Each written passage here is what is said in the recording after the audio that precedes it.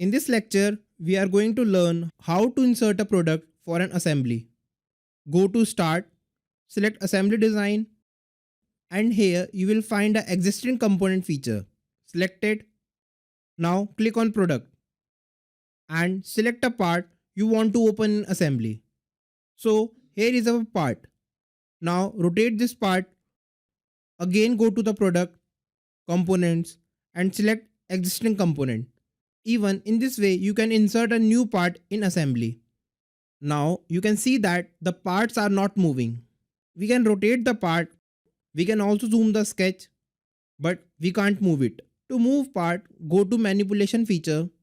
You will find manipulation feature in move toolbar. Select manipulation feature. You will find these direction options here. First select X direction. Now drag the mouse to move in X direction.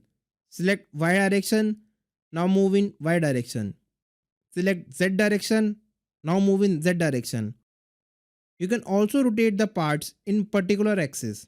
Move this part a little bit.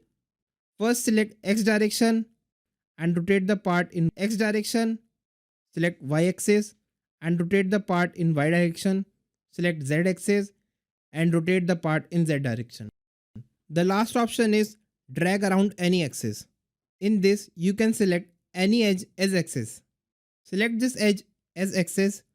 Now drag the mouse to rotate about the selected axis.